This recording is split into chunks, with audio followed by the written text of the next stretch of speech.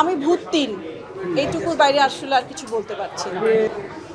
কাজ করতে তো ভালোই লাগে এবং কাজ তো সবসময় করতে চাই, কিন্তু সব কিছুতে আসলে ব্যাটে বলে হয়ে ওঠে না। কিন্তু এই ছবিটা আসলে এমন একটা ছবি, এটা আসলে ওই যে লোভ লোভ সংবরণ করা আমার জন্য ডিফিকাল্ট ছিল। যেমন গত ছবিটার কথা যদি আমি বলি, মায়া জঞ্জালের কথা, সেখানে ডিরেক্টর ইন্দ্রনীল রয় চৌধুরীর সাথে কাজ করা বা ঋত্বিক চক্রবর্তীর সাথে স্ক্রিন শেয়ার করার যে লোভ, এখানেও আসলে ওরকম লোভ একটা ছিল আর কি, যে এতজন কাস্ট নিয়ে এরকম এরকম একটা জনরার ছবি হচ্ছে, ঈদের ছবি হচ্ছে, তো আমিও এটার মধ্যে যদি একটা পার্ট হতে পারি, তো এবং দর্শক যদি দেখে আনন্দ পায়, তো সেটার জন্যই আসলে করা।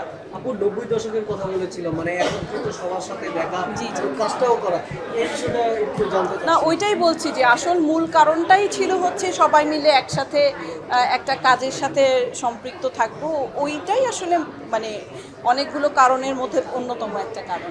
আপনার চরিত্রটার বিষয়ে আমি ভূত ৩ এইটুকুর বাইরে আসলে আর কিছু বলতে পারছি না। আপনি বাস্তবে ভূত দেখেছিলেন কিনা যদি একটু জানতে চাই। আহ, এখন এটা আসলে খুব মেটাফরিক একটা প্রশ্ন আর কি, যে আপনি আসলে ভূত বলতে কি বলতে চাচ্ছেন, আসল ভূত নাকি? আমরা তো আসলে অনেক সময় মানুষ রূপীও অনেক ভূত দেখি আর কি। মানে অনেকে বলে যে ভূত দেখে ভয় পাইছে। না, না,